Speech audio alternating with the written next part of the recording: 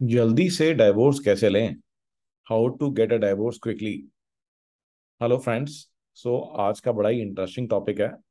तो एक बार जो एक हस्बैंड है वो डाइवोर्स ले रहा था अपनी वाइफ से, तो अपने एडवोकेट के ऊपर बहुत ही गुस्सा हो रहा था। He was very angry with this advocate.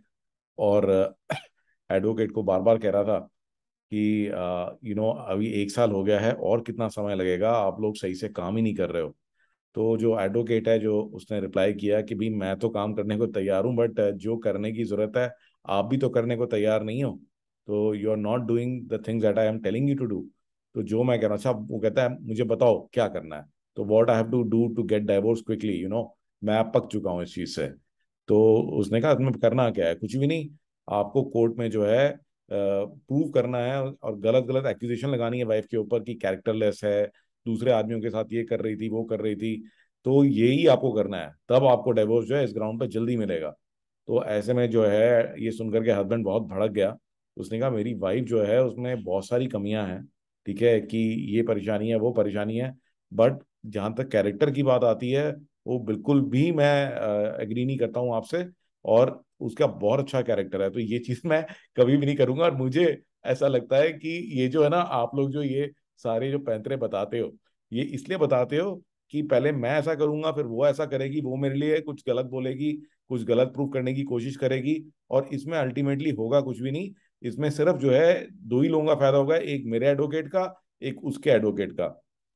और आपको किसने परमिशन दी कि भी अपने वाइफ के अगेंस्ट सुन करके एकदम भड़क गया वो, कि भी, और अल्टीमेटली कि भी आपको किसने परमिशन दी मेरे वाइफ के बारे में ऐसी बात करने की। तो एडवोकेट ने कहा अरे आप तो खुद ही डिवोर्स लेना चाह रहे हो, अगर आपको डिवोर्स नहीं लेना था तो आप मेरे पास आई क्यों हो।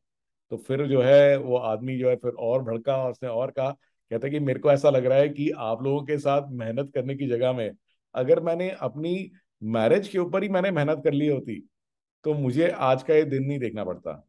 तो एडवोकेट ने कहा कि हम तो ये चीज को रोज ही देखते हैं, छोटे छोटे पेटी इश्यूज के ऊपर हस्बैंड वाइफ जो है डिवोर्स ले लेते हैं।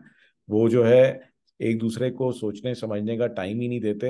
एंड इसीलिए मैंने आपको थोड़ा सा इंसाइट किया, तो please forgive me for that, कि आप लोगों के जो इश्यूज हैं वो एक्चुअली में बहुत ही पेटी इश्यूज हैं। उनमें एक्चुअली में कोई मुद्दा है ही नहीं।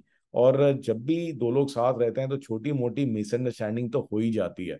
और अगर आप हमारे साथ मेहनत करने की जगह में, जो कि बहुत ज्यादा मेहनत आप हमारे साथ कर रहे हो उसका डाइवोर्स लेने के लिए, अगर इसकी आपने आधी भी मेहनत अपने रिलेशनशिप पे कर ली होती तो आपको कोई दिक्कत नहीं होती। तो जो हस्बैंड है वो बोला कि आप बिल्कुल सही कह रहे हो, मेरे को जो है मेहनत जो है अपने वाइफ के साथ करनी चाहिए थी और अपनी रिलेशनशिप पे करनी चाहिए थी, कि ना कि अपना टाइम कोर्ट में खराब करना चाहिए था।